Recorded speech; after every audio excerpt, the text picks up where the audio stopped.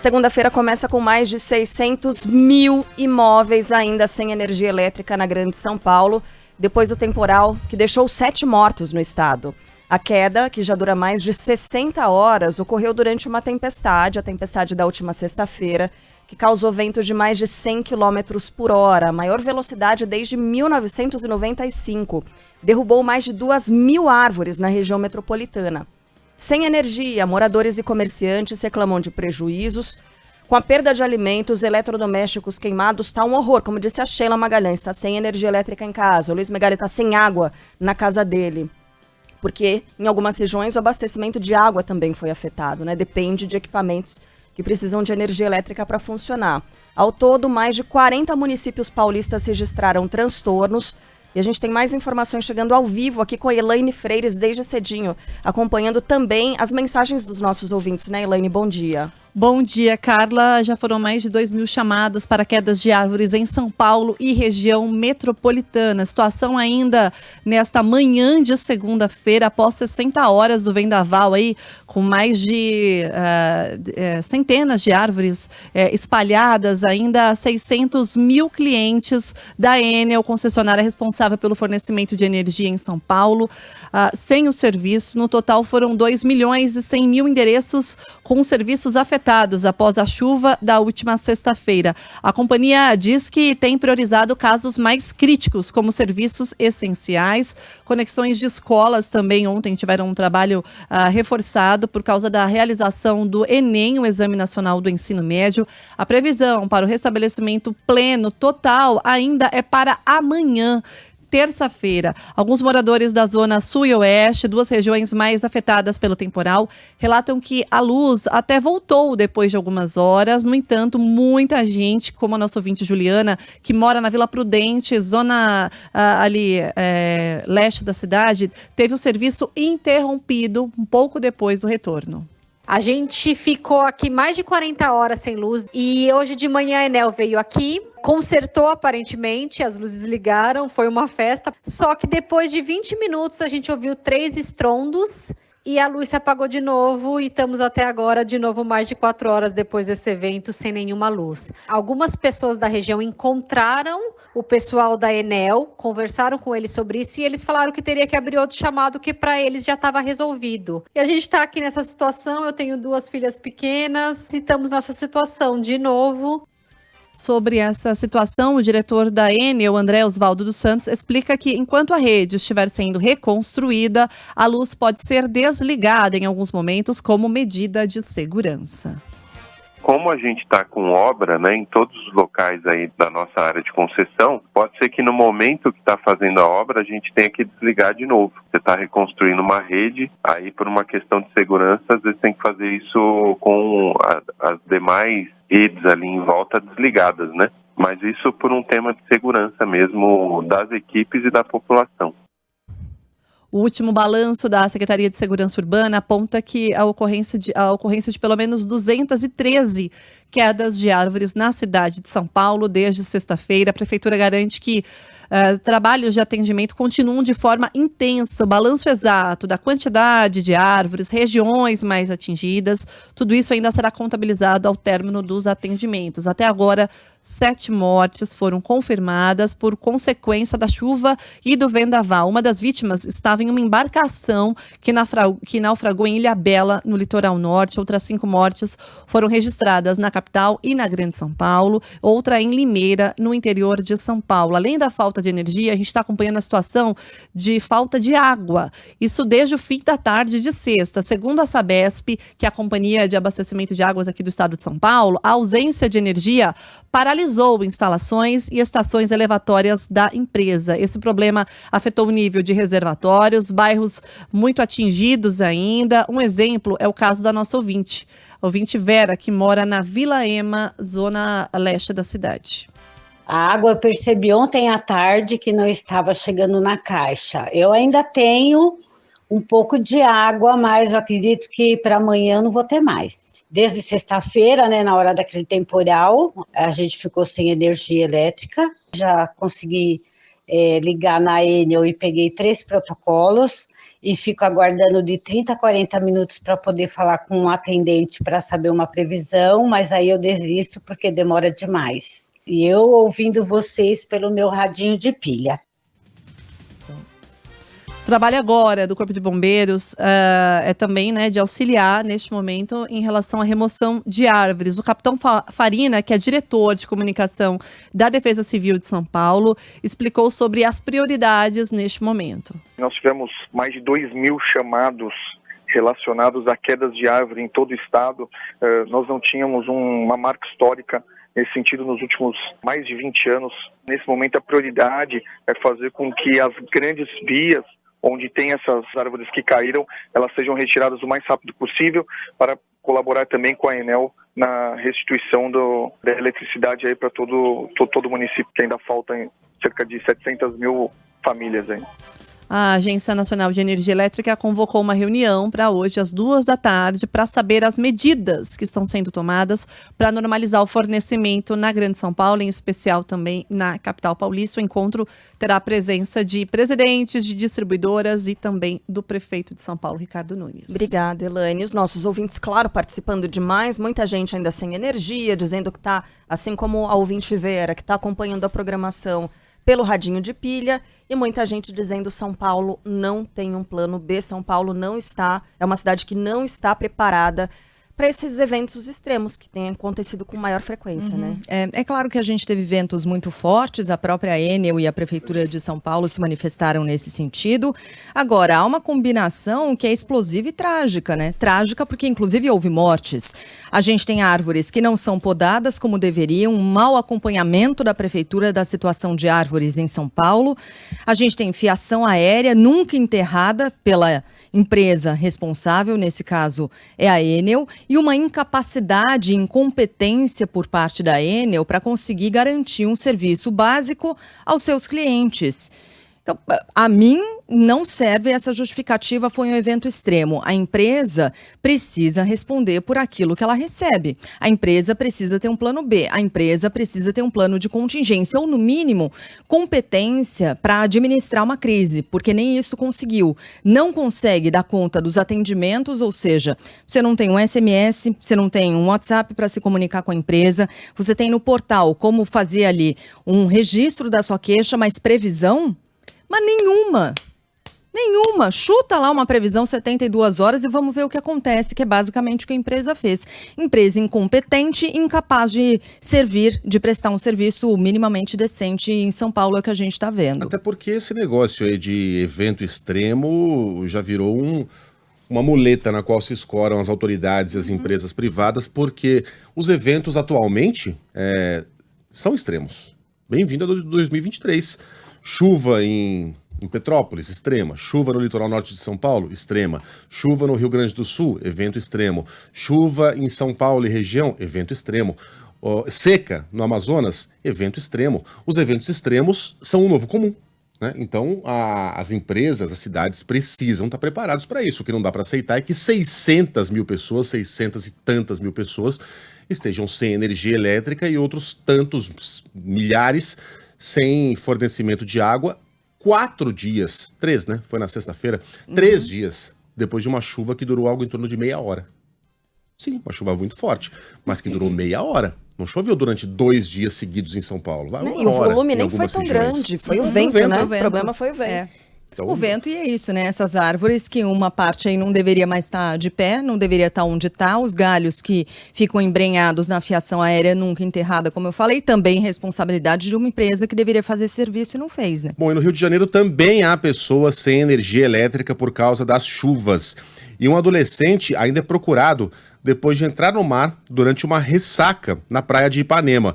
Mais um evento extremo. Cara, com imagens impressionantes, né? Surpreendidas pela subida d'água.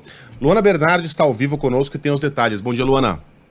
Oi, bom dia, Megali, bom dia a todos. Pois é, o mar avançou e chegou a ir até invadir a calçada dos prédios da Orla. Banhistas foram surpreendidos. Para quem está na nossa live, pode acompanhar aí que as ondas levaram barracas, cadeiras e bolsas de quem estava na areia da praia do Leblon, na zona sul da cidade. São imagens muito assustadoras do mar avançando, muita areia ainda hoje nas pistas dos carros na orla da Zona Sul. A prefeitura está trabalhando para retirar essa areia que está na pista ainda. E durante essa ressaca, um adolescente de 16 anos que entrou no mar da praia de Ipanema, também na Zona Sul, desapareceu. Os bombeiros estão procurando esse adolescente. Ontem ainda 3 pessoas também foram resgatadas na praia de Ipanema, na Zona Sul da cidade. Como eu disse, hoje o cenário é de muita areia ainda nas pistas da orla da Zona Sul da cidade. Essa ressaca vai até às 6 horas da noite de hoje, com ondas que podem chegar a 3,5 metros de altura, segundo a Marinha. E essa ressaca ocorre após a forte ventania que também foi registrada na noite de sexta-feira aqui no Rio de Janeiro. E até ontem, alguns moradores do Rio ainda estavam sem luz por causa dessa ventania, né? São moradores da capital fluminense, de alguns bairros, de Niterói, na região metropolitana, e também de Duque de Caxias, na Baixada Fluminense. No sábado, a Enel disse que estava reforçando as equipes para normalizar o mais rápido possível essa situação, e a Light disse também que estava com a equipe reforçada. No entanto, ontem as duas concessionárias foram questionadas pela reportagem, mas não deram um balanço aí de quantas pessoas estavam sem luz ainda aqui no Rio de Janeiro. A gente estava acompanhando as imagens aqui e as pessoas estão tranquilas, né? Sentadas ali, curtindo um dia de praia normalmente, e de repente... Agora, quando o pessoal fala do nada, e foi meio do nada mesmo, né? Veio aquela onda grande e levou tudo, arrastou o guarda-sol. Parece um tsunami. Parece mesmo, né? Guardadas todas as proporções. Tsumini, a gente pode chamar, porque é um pequenininho. Ele foi e levou as coisas. Era chinelo boiando no meio da avenida ali, coisa terrível, né? Menos mal que ninguém se machucou nessa situação, como disse a Luana. Alguns banhistas foram arrastados e há ainda um adolescente desaparecido, né, infelizmente. E isso para se somar ao que a gente vem tendo, como disse o Megali, de eventos cada vez mais frequentes, que são esses eventos extremos. Luana, até mais tarde. Bom trabalho para você por aí. Até mais. A gente vai para o Rio Grande do Sul agora, porque os temporais do fim de semana atingiram principalmente a região norte do estado, deixaram mais de 100 desabrigados. Em Barra do Rio Azul, imagens feitas por moradores mostraram uma casa sendo arrastada pela força da água, e o Gilberto Echauri vai trazer mais informações. A região norte gaúcha foi bastante afetada pelas fortes chuvas que atingiram o sul do Brasil durante o fim de semana. Em Barra do Rio Azul, os rios Paloma e Azul transbordaram e a força da água destruiu e arrastou uma casa localizada na Rua das Rosas. A residência só foi parar quando encostou na estrutura do ginásio da Brigada Militar que ficava ao lado. A Defesa Civil contabiliza 50 casas danificadas pela água e cerca de 100 pessoas desabrigadas ou desalojadas. Não há registro de feridos ou mortos, de acordo com as autoridades locais.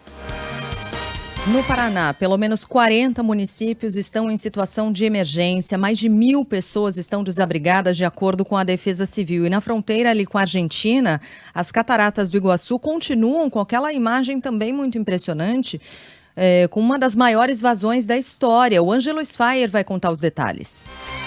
Chega a 40 o número de cidades do Paraná que decretaram situação de emergência por causa das chuvas do último mês. Outros 15 municípios permanecem em estado de calamidade pública. Os números foram atualizados pela Defesa Civil. Em Foz do Iguaçu, a vazão das cataratas segue mais de 10 vezes acima da média. Durante o final de semana, a vazão chegou a 17.300.000 litros d'água por segundo, enquanto a média é de 1,5 milhão. Nos 4 dias de feriado estendido entre quinta e domingo, quase 25 mil visitantes passaram pelo Parque Nacional do Iguaçu.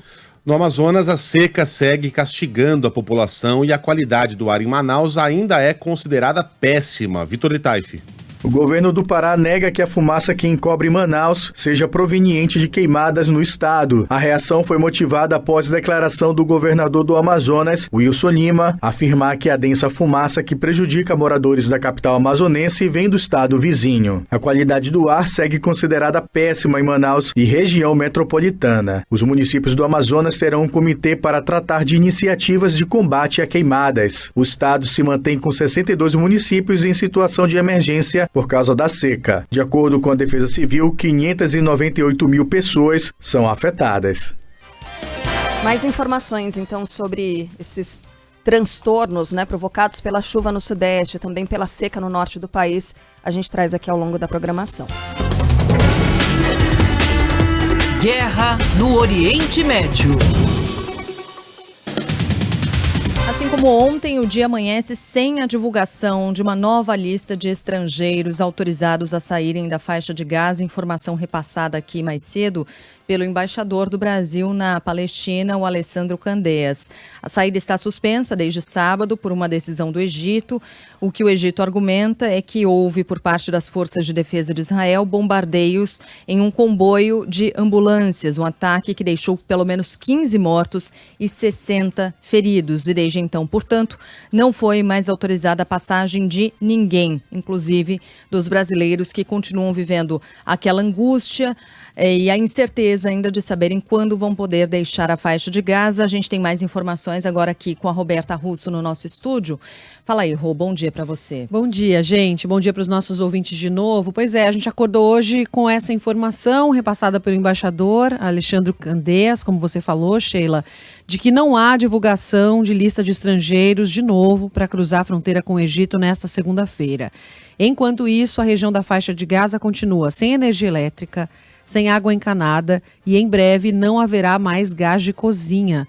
Essa situação é relatada pelo palestino naturalizado brasileiro Hassan Rabi, que vem conversando com a gente no último mês, ele que está na região e conta que passa também por um apagão de telecomunicações.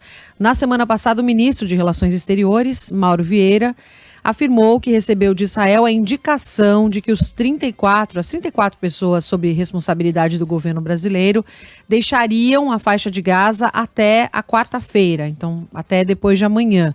Só que essa nova notícia de suspensão de novas listas com estrangeiros liberados para deixar a faixa de Gaza, é claro, assusta e frustra demais as pessoas que estão por lá, inclusive o palestino naturalizado brasileiro Hassan Rabi, que fez um vídeo para a gente mais cedo, vamos ver.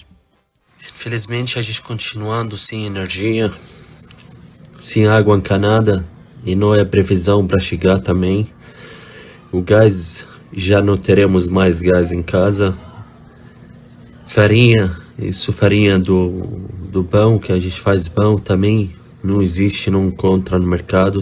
Macarrão, essas coisas latadas a gente não encontra, não existe. A gente ficou muito feliz quando a gente recebeu notificação e vejamos o ministro de Relações Exteriores falou com Israel respeito à saída do brasileiro, e aí ele confirmou até quarta-feira a gente já não está mais aqui, vamos estar no Egito, ou esteja no São Paulo, no Brasil, mas ficamos muito tristes. Depois a gente recebeu outra notícia que a fronteira do Rafah já foi fechada e nenhuma previsão que essa fronteira esteja aberta. Bom, portanto, hoje sem lista, sem nenhuma passagem de estrangeiros para o Egito, da faixa de Gaza. A gente vai seguir acompanhando, é claro, a situação dos brasileiros que seguem por lá nessa expectativa. Não só o Hassan, mas outros 33 também nessa mesma situação. Valeu, Rô, obrigada. Hoje Israel voltou a intensificar os bombardeios aéreos na faixa de Gaza. Segundo a agência de notícias Al Jazeera, os ataques atingiram diversos alvos, destruíram bairros inteiros e, mais uma vez, afetaram os serviços de telefone e internet. No fim de semana, pelo menos 3 campos de refugiados chegaram a ser bombardeados por Israel. Em um deles, Al-Maghazi, o ataque deixou pelo menos 52 mortos, de acordo com o Ministério da Saúde de Gaza. Um outro bombardeio matou pelo menos 20 pessoas, feriu outras 70 em uma escola da ONU na região. E um terceiro ataque deixou ao menos 13 mortos e diversos feridos em frente ao hospital Al-Shifa, o maior de Gaza. Do lado israelense, chega a 30 o número de militares mortos desde o início da ofensiva contra o Hamas. O mais recente, Shahar Cohen, morreu nesta manhã durante um tiroteio com integrantes do grupo extremista. Ontem, o Hamas voltou a lançar foguetes contra a região central de Israel. Em quase um mês, segundo as forças de defesa israelenses, foram mais de 8 mil disparos partindo da faixa de Gaza. E mesmo com a incursão terrestre, os bombardeios intensos na região, mais de 240 pessoas ainda seriam mantidas reféns pelo Hamas. No sábado, o Hamas chegou a dizer que 60 deles morreram nos ataques israelenses e 23 corpos estariam sob os escombros de prédios. Só antes da gente voltar aqui ao Brasil, muita gente cobra o tempo todo, aliás, a gente recebe esse tipo de mensagem praticamente todos os dias, mais informações sobre a guerra na Ucrânia. Né? O conflito não acabou, aliás, está bem distante disso, mas é um fato de que a questão ucraniana acabou perdendo um pouco de relevância jornalística pelo fato de a novidade em Gaza, né, a novidade entre aspas, e no pior sentido possível, ter ocupado uma grande parte do noticiário. E o próprio Volodymyr Zelensky falou sobre esse assunto recentemente, negando que haja uma pressão de Estados Unidos e União Europeia para que ele negocie com a Rússia. Afirmou que não há negociação nenhuma sendo conduzida, nenhum tipo de pressão sendo recebida em Kiev, mas admitiu que o ataque em Gaza, ou melhor, o ataque em Israel do Hamas, acabou tirando um pouco o foco do que está acontecendo agora na Ucrânia. E o que está acontecendo é muito grave, né? No começo de novembro, a gente teve, por exemplo, 120 áreas sendo bombardeadas em 24 horas no maior ataque individual desde o início do ano na Ucrânia, segundo as informações do próprio governo ucraniano. E Kiev, devido à tensão em Israel, tem recebido menos apoio militar e financeiro de seus parceiros e entende que reduz, assim, a chance de resistir à Rússia no campo de batalha e manter as suas defesas aéreas, que são cruciais para proteger as cidades da Ucrânia. O comandante-em-chefe da Ucrânia, Valery Zanuski, falou em guerra de desgaste. Disse, assim como na Primeira Guerra Mundial, nós atingimos um nível de tecnologia que nos coloca num impasse. Né? Expressa preocupação com a contraofensiva de 5 meses para retomar o território ocupado pela Rússia, dizendo que os militares ucranianos nesta ofensiva conseguiram avançar somente 17 quilômetros. Tá? Então é uma guerra bastante desgastante para os dois lados e a situação se torna ainda mais preocupante porque o novo presidente da Câmara dos Deputados dos Estados Unidos, Mike Johnson, que é um republicano da Louisiana, está fazendo o possível para que o Congresso não atenda a um pedido de Joe Biden para que aprove um pacote de financiamento de segurança de mais de 100 bilhões de dólares, que incluiria 60 bilhões em assistência à Ucrânia. Ele diz, embora não possamos permitir que Putin prevaleça na Ucrânia, devemos apoiar o nosso mais importante aliado no Oriente Médio, que é Israel. Então essas são as últimas do fronte ucraniano. Voltar ao Brasil porque estudantes de todo o país começam a pensar no segundo dia de provas do Enem, marcado para o próximo domingo. Ontem a abstenção foi de 28,1%, parecida com a do ano passado. Ao todo, quase 3 milhões de pessoas compareceram aos locais de prova e responderam a questões de ciências humanas e linguagens. O tema da redação foi Desafios para o enfrentamento da invisibilidade do trabalho de cuidado realizado pela mulher no Brasil. Muito específico, né? Quem vai... É e não é, né? Desafios para o enfrentamento da invisibilidade do trabalho de cuidado da mulher. Quando você pensa em cuidado, de forma geral, você associa a mulher o tempo todo. Quando alguém tá meio mal em algum lugar, quem é que vai acolher? A mulher. A mulher é associada à mãe, é sempre associada a quem traz o cuidado. Isso é difícil, né? Não tô dizendo só no Brasil, mas a nossa cultura não associa isso jamais. Já ouviu aquela a frase, homens. Quem tem filha mulher não morre sozinho? Então, exatamente, já ouvi. E já vi isso acontecer na prática também. Todo né? mundo. E quem vai ler pra gente a redação, nota 10, que ela fez, é a Paloma Moraes, nossa colega falando ao vivo, direto de Salvador. Paloma, bom dia para você. Bom dia, Carla. Olha, nem na minha época eu tirei nota 10, viu? Eu não lembro, mas não foi 10, não. Você não tirou nota 10, você tirou nota 1000, Paloma. Gostei. Essa foi. Arrasou. Mas o 1000 é o 10 do Enem, né? É. Nota 1000. É Vai lá, Paloma. verdade. Quem sabe? Eu nem lembro, sabe? Tem 8 anos que eu fiz a prova do Enem. Você sabe que tapa na cara, hein? Você sabe que eu tenho um amigo, 8 anos, Sabe quando eu fiz Enem? Nunca, porque não tinha Enem na minha época. Eu tenho um amigo, eu não vou falar o nome dele, porque ele não me autorizou, mas vou usar um nome fictício aqui, Eduardo Barão. Que tinha a seguinte estratégia nas provas de vestibular, Sheila. Ele inventava uma citação qualquer e atribuía a alguma personalidade, mas não podia ser uma personalidade muitíssimo famosa. Não seria Mahatma Gandhi, não seria John Kennedy, né? Não seria Churchill. Getúlio Vargas, Churchill. Ele pegaria ali, sei lá... Clarice Lispector. Nem Clarice. Joaquim Eugênio de Lima, enfim, alguém importante, mas que não tá no topo da pirâmide. Aí ele vai lá e inventava na hora uma citação que tivesse... Vai que cola, né? Que tivesse a ver com o tema da redação. O cara que vai corrigir uma redação, ele tá corrigindo 1000 redações. Ele não vai ter tempo... Antes não tinha internet, Verdade. Ele não vai ter tempo de abrir a Barça e ficar lá pesquisando citações de tal personagem. Então o cara vai falar, como esse aluno é erudito, né? Ele conhece até essa citação que eu nunca ouvi falar. Criatividade também leva nota, né? E aí ó. Às vezes 0, né? Enfim, também é nota. Eu preferi não identificar esse amigo aí por razões óbvias, mas era o que ele fazia. Atenção, Um abraço estudantes. pra ele. Vai lá, Paloma. O importante é não zerar, né? Enfim, trazer as situações que acontecem, acabam acontecendo todo ano, né? A PF sempre investiga esses casos. Materiais de escuta e um microtelefone celular são apreendidos em Vitória da Conquista, no sudoeste baiano, e em Maceió, e a Polícia Federal investiga se seriam usados para comunicação durante a aplicação do Enem. Além disso, ontem de tarde, quando os candidatos ainda estavam obrigatoriamente realizando a prova, algumas imagens do conteúdo foram postadas na internet. Segundo o ministro da Educação, Camilo Santana, a PF também investiga a situação.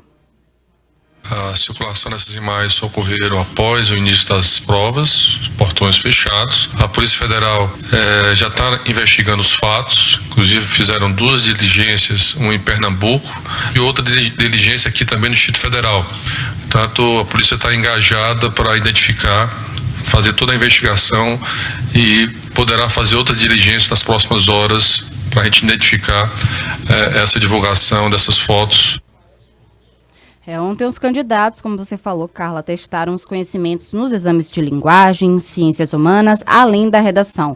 Os portões fecharam 1 da tarde, mas por aqui alguns candidatos decidiram não correr riscos, não virar meme, né? A estudante Lara Peixoto, de 18 anos, chegou por volta das 10 da manhã no local de aplicação do exame. Ela planeja cursar medicina e realizou o Enem este ano pela 2ª vez. Melhor chegar cedo do que chegar atrasada. Foco intensivo, o ano todo estudando, para esse ano, para valer. A gente lembra que o tema da redação deste ano, né, desafios para o enfrentamento da invisibilidade do trabalho de cuidados realizados pela mulher no Brasil.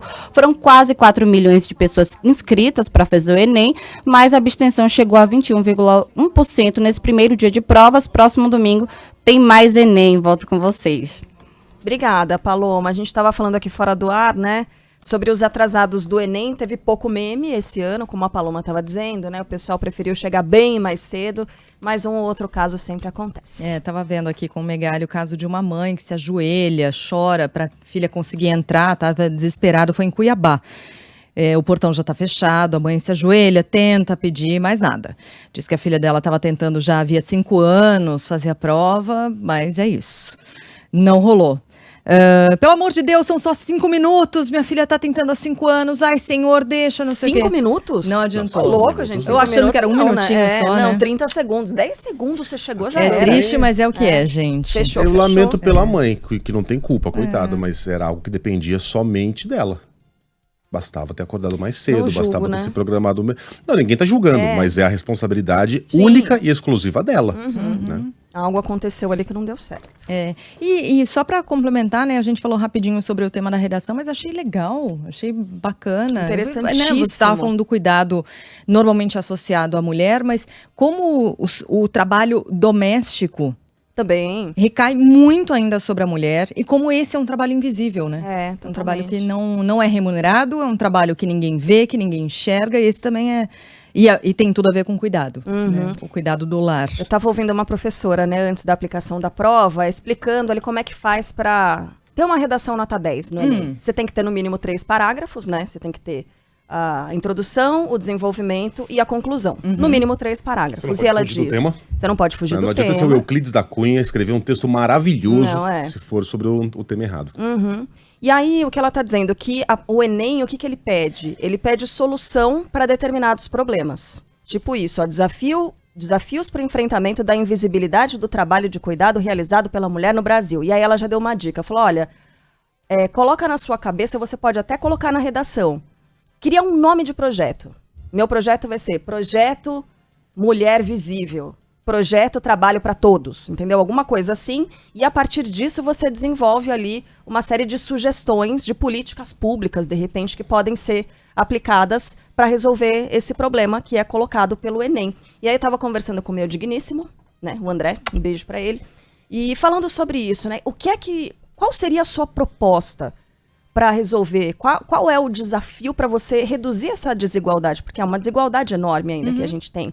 E é bem difícil pensar nisso, né? Se é difícil pensar em casa, lá, olhando pro teto, você imagina no meio de uma prova que pode definir o seu futuro. Não é fácil, gente. Não é fácil mesmo. E aí, no fim das contas, o que a gente, né, elaborou pensando em casa, não escrevendo num texto? Mas que a educação é o caminho, né? É você mostrar para ajudar, instruir crianças, adolescentes e mostrar que o trabalho tem que ser igual para todo mundo, que não depende só da mulher o cuidado. Jogar essas discussões para que as crianças e os adolescentes passem a perceber isso. Porque na nossa geração o negócio ainda tá... É difícil você mudar uma cabeça já formada, né? Agora, as próximas que vêm, quando a gente percebe um tipo de gap como esse, uma desigualdade como essa, fica um pouco mais fácil de resolver, ou menos difícil. Mas é por isso que eu apontei que o tema era muito específico, porque tem muitas camadas aqui, Carla. Se eu faço uma redação como essa aí que você sugeriu, que eu acho que é isso que eles estavam buscando... eu talvez seja acusado de fugir do tema.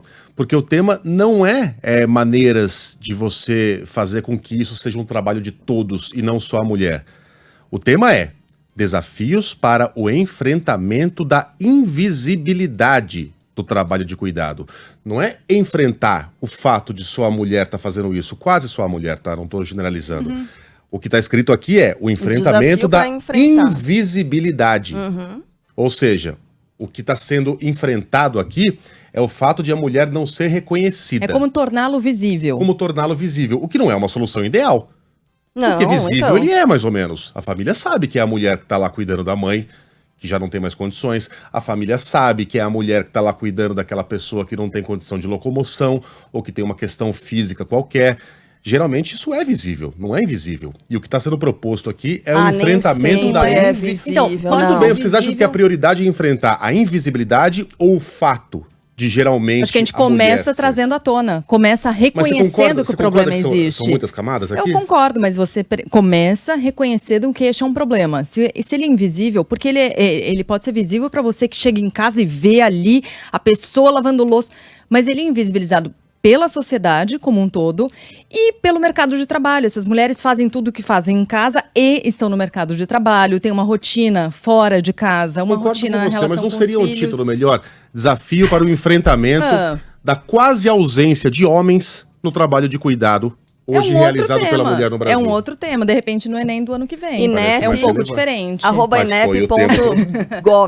Escreve esse e-mail aí para como é que é o nome. Eu acho que antes de enfrentar é preciso torná-lo visível, né? Então o tema de ontem era a invisibilidade. Se alguém fez uma redação sobre como enfrentar o problema, zerou. Ah, não, meio certo. Vocês estão vendo como, o título é ambíguo? Ah, não é ambíguo. Dá pra trabalhar dois raciocínios. Olha, é invisível porque ninguém se aposenta por cuidar de parentes, isso é verdade. Não é um trabalho remunerado, não é um trabalho remunerado.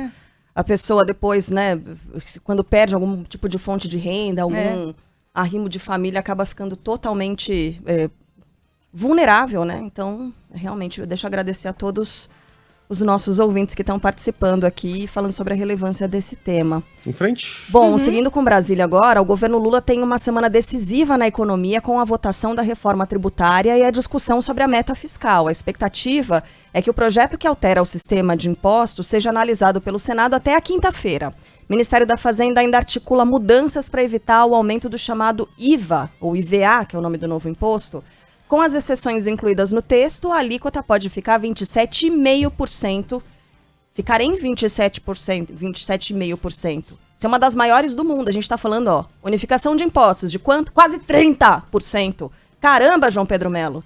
Já começa segunda-feira assim? Bom dia para você. Já começa com essa notícia. Bom dia, Tá Carlinha. louco. Bom dia a todos que nos acompanham. Pois é, e essa indefinição também, né, não só sobre a reforma tributária, mas sobre a meta fiscal, ela tá deixando aquela medida que foi feita no ano passado, que era o novo... No ano passado, não, perdão, nesse ano, porque já foi tanta coisa que a gente acaba esquecendo, que é a questão do novo arcabouço fiscal, ela fica também na berlinda. Pelo seguinte, porque esse novo arcabouço, ele tinha que ter sido aprovado dentro da Lei de Diretrizes Orçamentárias. Essa tinha que ter sido aprovada até julho. Só que está muito atrasada. Ela tem que ser aprovada agora até dezembro, junto com a chamada Lei Orçamentária Anual.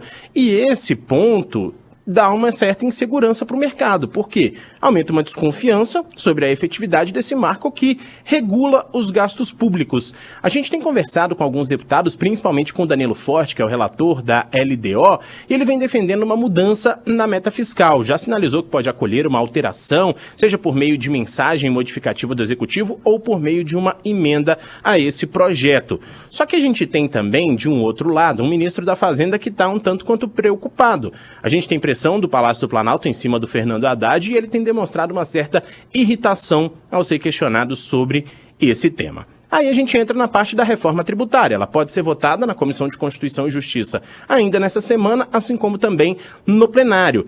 O ministro da Fazenda, Fernando Haddad, durante o fim de semana ou durante o feriado, se reuniu aí com o relator dessa proposta no Senado, que é o senador Eduardo Braga, para discutir exatamente ponto a ponto desse texto e evitar as chamadas inconstitucionalidades. Com essa discussão, Haddad afirmou que algumas mudanças na reforma podem fazer com que a alíquota do imposto unificado, que vai juntar aí 5 tributos, seja de 27,5%. Isso está bem diferente do texto da Câmara dos Deputados. E com isso, esse texto, caso seja aprovado, tem que voltar para a Câmara mais uma vez. E aí atrasa, claro, o trâmite.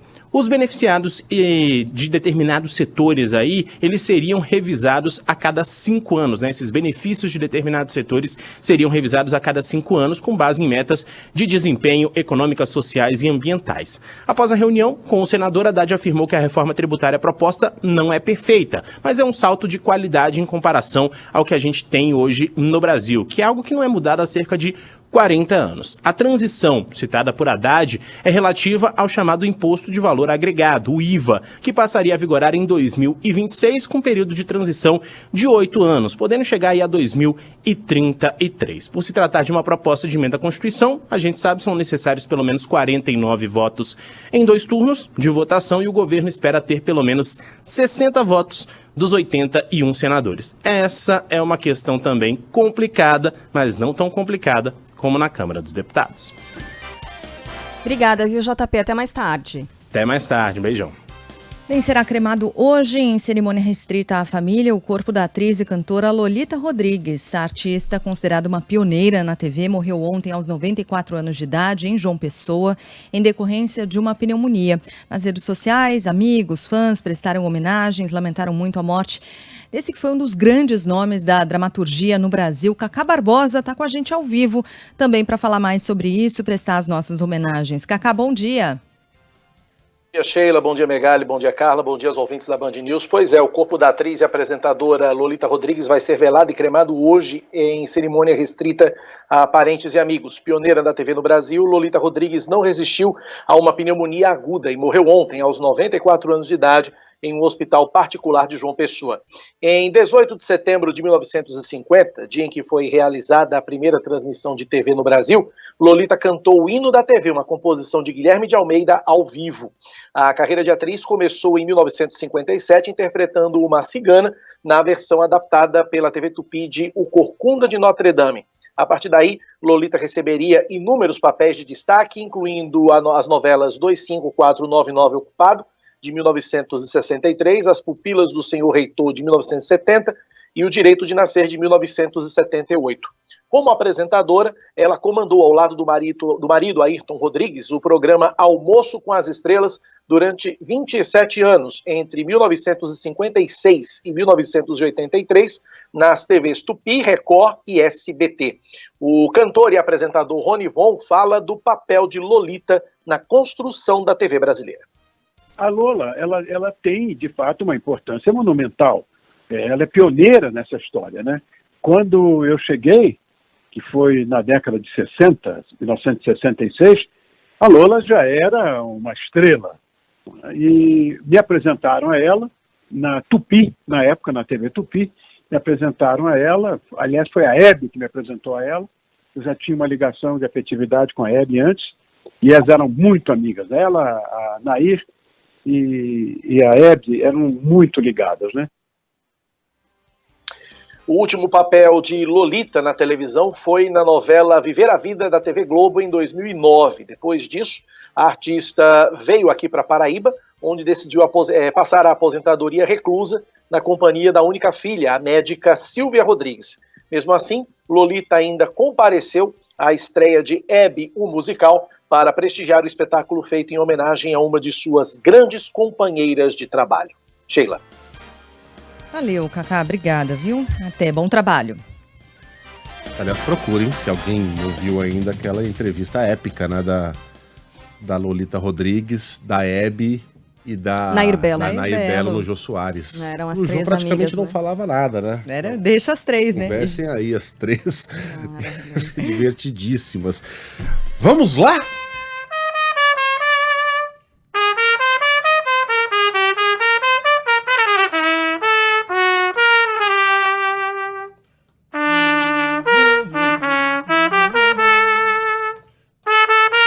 Achei tão bonita essa versão do cara tocando um trompete. Tocando esse, na minha opinião, é o hino mais bonito do Brasil. Ah, mas o do América, o do Flamengo também são lindos, mas... Você gosta do hino do Fluminense? Pra mim é o mais bonito de todos. Sério? A frase "fascina pela sua disciplina, Fluminense", eu acho que é uma obra de arte.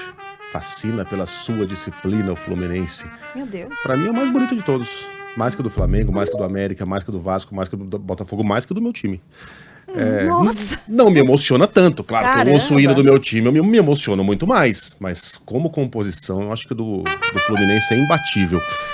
E aí eu não sei quem tá tocando, tá? Se alguém souber, é um cara tocando um trompete. Eu vi na página do Instagram da Marilis Pereira Jorge. Escrito @Wesley Safadão. FFC. Safadinha. Wesley Safadinha. Bom, a festa não para. No final das contas, foi uma festa pacífica, né? A gente não teve caso de provocação racista, a gente não teve casos, né, relevantes de pancadaria no sábado e nem na sexta-feira. No final das contas, a coisa limitou-se somente à quinta e a festa foi do jeito que a gente gostava. Do jeito que a gente gosta mesmo, com emoção. Mário Dias Ferreira, e aí? O Rio de Janeiro tá pintado de tricolor essa segunda-feira? Bom dia. Bom dia. Fim de semana, então, nem se fala. Hoje, todo mundo com faixa de campeão. O Fluminense marcou a festa oficial com a torcida para o próximo domingo. Então, vai estender bastante até as 9 da manhã, no centro do Rio, domingo que vem, com um trio elétrico, show, jogadores carregando a taça. Isso aí ainda vai ter alguns detalhes que vão ser divulgados ao longo da semana. Conquista.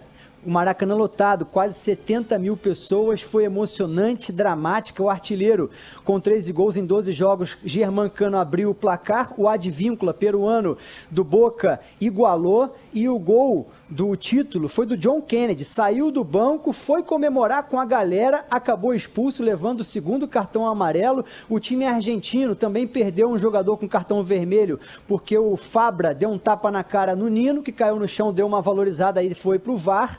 O apito final foi um alívio depois do trauma do vice da Libertadores há 15 anos, e aí a gente conversou, obviamente, com os tricolores. O empresário Charles Lima estava no Maracanã na decisão de 2008, quando o time perdeu nos pênaltis para a LDU do Equador, agora, de novo no estádio, acompanhado da filha, do pai, falou sobre essa sensação. Aquilo ficou na minha memória, minha filha era pequenininha, e eu me lembro dela na janela, gritando, Nense, Nense, Nense, só que ela não entendia o que o Fluminense perdeu. E ontem eu pude saborear junto com ela e meu pai. O camisa 10 tricolor, o meia Paulo Henrique Ganso, tentou definir o dinizismo. Para quem não sabe o que é, uma expressão criada pela torcida do Fluminense, que o técnico Fernando Diniz tem um jeito muito peculiar de jogo, sempre arriscando, goleiro tocando bola, aquela rodinha, jogadores mudando de posição. Disse que foi primordial a participação, o jeito de jogar, o pioneirismo do Fluminense com um grande ataque, com poder ofensivo bastante importante nesse título da Libertadores. Esse título coroa, né? Coroa o trabalho dele, por tudo que ele faz, o trabalho de uma vida que ele faz. É um sentimento único, né? Acho que participar primeiro da reconstrução do clube, quando eu cheguei em 2019, o Fluminense realmente estava muito difícil as coisas aqui. E hoje, 5 anos depois de muita dificuldade minha dentro do clube, a gente conseguiu reunir não um grupo, é uma família. É só agradecer esse pessoal, o Fernando que conseguiu manter as pessoas, né? Os jogadores que conseguiram ficar. E alguns jogadores que o Fluminense teve que lidar com muitas críticas quando foram contratados. Felipe Melo, o goleiro Fábio foi dispensado do Cruzeiro, jogador recordista com 100 partidas em Libertadores, jogador brasileiro que mais atuou na competição, muitos jogadores quarentões e alguns jovens como o André, como o Martinelli, como o John Kennedy, os crias de Xerém. Houve um equilíbrio muito grande e agora o Fluminense tem algumas partidas pelo Campeonato Brasileiro, pega o Inter quarta, tem Fla-Flu sábado no Maracanã, o foco é a festa domingo no centro do Rio com a torcida e, obviamente, o Mundial, porque ganhou a Libertadores e já se classificou para 2 edições do Mundial. Uma agora em dezembro, um provável adversário é o time do Benzema, o Al Ittihad, um time saudita que tem até um jogador ex-fluminense, o Fabinho, volante que jogou no Liverpool, estava na seleção brasileira, também está lá no Al Ittihad. Então o Fluminense agora foco total nesse Mundial e depois em 2025 no Super Mundial, que também vai ter Palmeiras e Flamengo. Então a festa tricolor não para por aqui. O Mário, e como o Diniz é bom de comemoração, né? Parecia um busca-pé no gramado do Maracanã, com o braço aberto, e dava cambalhota, corria, de vez em quando tinha que carregar, né? Aí ele carregava nos jogadores, né? Dava aquele abraço comprido, falava 1000 palavras no ouvido, você é um guerreiro, cara, você é um guerreiro, você é um herói, você sempre acredita em você mesmo. E aí pronto, energia recarregada, voltava a correr. O Diniz é bom de comemoração, né? Super merecido. O Diniz, Megali, ele falou pro John Kennedy quando ele entrou, ele falou assim, você vai fazer o gol do título, você vai fazer, ele gritou, dito e feito, Sheila, não teve outro e ele fez o gol do título. Um jogador que foi emprestado, quase deixou o Fluminense, teve problemas fora de campo, um jovem, estava num time paulista no campeonato estadual, voltou pro Fluminense e houve esse trabalho de recuperação. O Diniz é taxado também como um grande psicólogo, um cara muito bom de grupo, os jogadores adoram, inclusive na seleção brasileira que ele por enquanto está como tapa-buraco, até o Ancelotti chegar, um técnico interino do Brasil, muita gente fazendo campanha para ele continuar, mesmo antes desse título. Ele que já tinha sido campeão carioca esse ano no Fla-Flu, pelo Fluminense. Eu só acho que o árbitro não precisava ter dado impeachment no presidente John Kennedy depois da comemoração do gol, né? Pô, o cara vai lá, moleque, entrou no finalzinho do jogo, faz o gol do título, que pode ser o gol do título de uma Libertadores, e é expulso porque foi comemorar com a galera. Dane-se a regra. É regra. Ah, não, que se dane essa regra. Não. Primeiro que não tinha nem que ter. Mas já que tem, mas já que tem, cumpre. Não. Final de Libertadores. Vai, daí? Não, que os caras do Boca naquele momento. Não, tem nada que cumprir essa regra besta numa hora dessas, não. Valeu, Mário.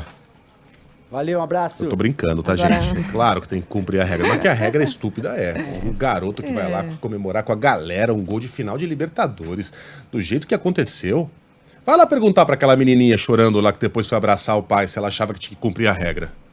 E pra você, torcedor do Flu, Zé Regrinha. Parabéns.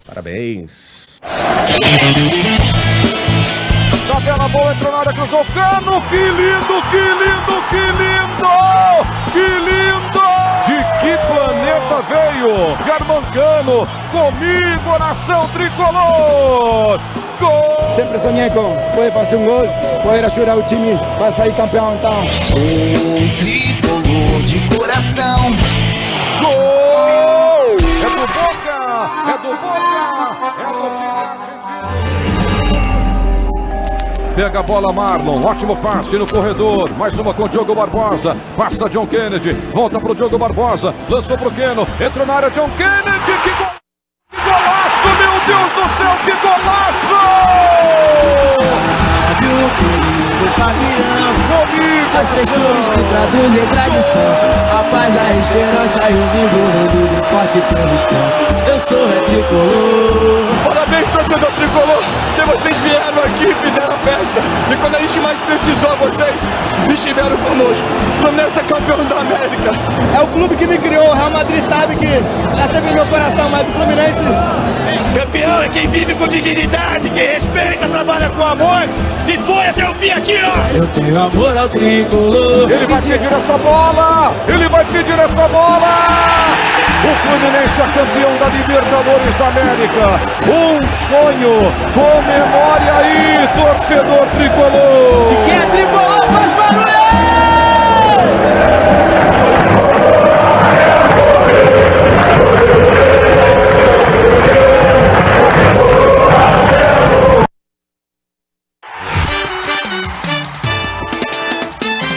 Futebol, com Milton Neves. Oferecimento SOS Peças Arsenal Car. Arsenal Car, tudo para o seu carro bem mais perto de você. Hotel Terras Altas, lazer, diversão e gastronomia pertinho de você. Iveco, conforto, economia e tecnologia. Esse é o S-Way, o novo caminhão pesado da Iveco. E Sicredi, conheça a primeira instituição financeira cooperativa do Brasil. Sicredi, gente que coopera, cresce.